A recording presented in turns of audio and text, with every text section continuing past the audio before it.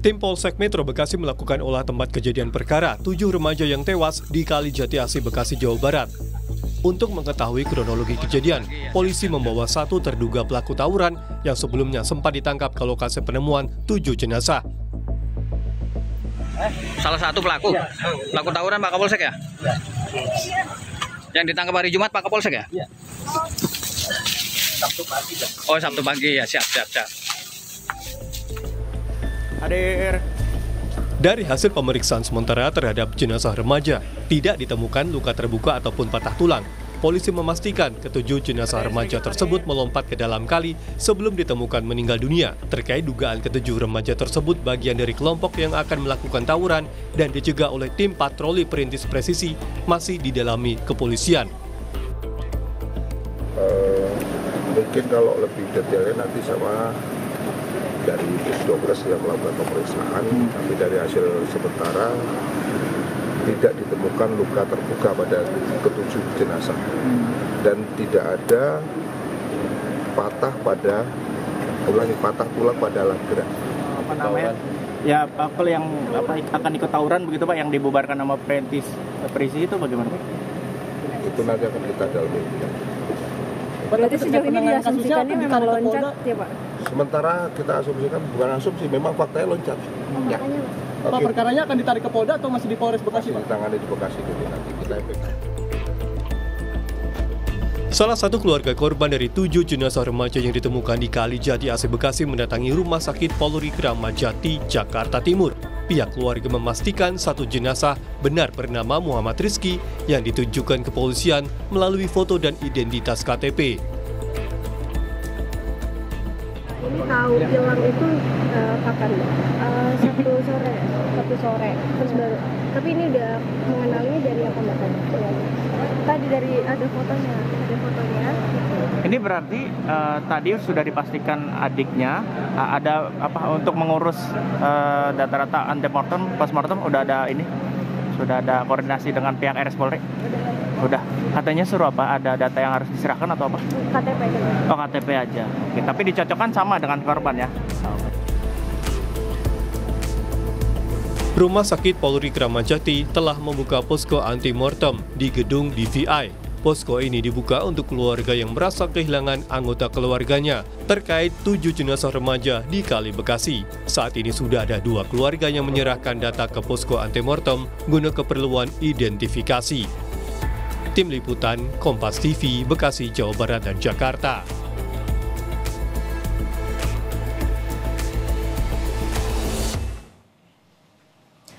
Polisi masih terus menyelidiki penyebab kematian 7 remaja yang tewas di Kali Jati Asih, Bekasi.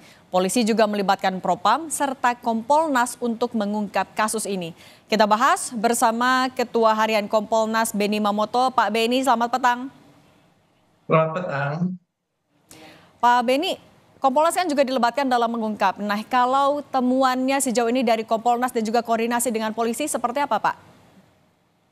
Ya, kami memantau terus perkembangan tahap demi tahap penanganan ini dan kami apresiasi karena kerja cepat. Setidaknya dengan sudah ditemukannya saksi, kemudian juga sudah diamankannya beberapa tersangka, maka untuk merunut peristiwa ini jauh lebih mudah. Tentunya tetap harus didukung dengan secara saintifik ya, CCTV dan sebagainya. Termasuk juga dalam hal ditemukan senjata tajam perlu dibuktikan itu milik siapa.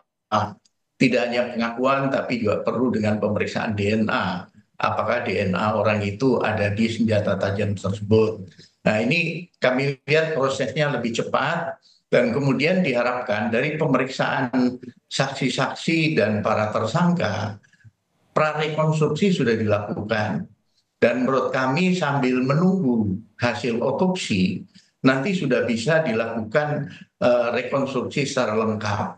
Karena tadi saksi-saksi sudah ada 23, kemudian dari tersangka yang bawa senjata tajam ada 3 orang, ini sudah bisa dilakukan bagaimana proses ketika mereka minum-minum sampai dengan tim patroli presisi datang, bubar, mereka lari. Nah, kemudian ada yang sempat ditolong oleh tim presisi. Nah, ini ketika diperagakan nanti bisa lebih jelas lagi ya proses mereka. Kemudian yang 7 itu larinya ke arah mana dan sebagainya. Karena dalam hal ini kan pihak patroli tidak menghitung, tidak tahu jumlah totalnya berapa. Sehingga yang 7 ini tidak diketahui sejak awal, tidak diketahui karena polisi ketika datang kan mereka berkerumpul. Nah, oleh sebab itu kami dari Kompolnas mendesak sambil menunggu hasil otopsi yang notabene perlu waktu, maka perlu segera penuntasan pemeriksaan semua saksi, semua tersangka, berikut nanti rekonstruksi peristiwanya seperti apa. Pak Beni, tapi Sehingga kan nanti ke-7 remaja ini diduga melompat karena kabur dari razia. Nah, kalau Pak Beni sendiri temuannya sejauh ini dari Kompolnas ada dugaan penyalahgunaan atau apa ya? Ada kesalahan SOP kah dalam pengejaran saat razia itu, Pak? saya lebih menyoroti ketika tim patroli presisi datang, anak-anak ini kabur, ditemukan bukti di lokasi adalah minuman keras. Jadi mereka mengonsumsi minuman keras. Ini juga terkonfirmasi dengan keterangan mereka. Ini menjadi penting karena ketika mereka di bawah pengaruh minuman keras, maka sekali lagi saya sampaikan, mereka tidak normal lagi. Cara berpikir, bersikap, bertindak tidak normal lagi.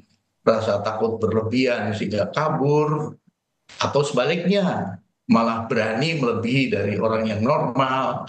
Nah, inilah yang menyebabkan kondisi bagaimana mereka nekat lari dan tanpa kalkulasi risiko, termasuk menyeberangi sungai yang notabene mungkin dia tidak begitu tahu kondisi sungai itu. Pak Beni, tapi kalau keterangan dari saksi yang selamat saat kejadian seperti apa, Pak? Jadi sementara disampaikan bahwa tadi sudah dirunut, juga sudah dirilis oleh Kasatreskrim bahwa ketika tim patroli presisi datang, mereka berkumpul sekitar 60 orang. Ada 30 sepeda motor di situ.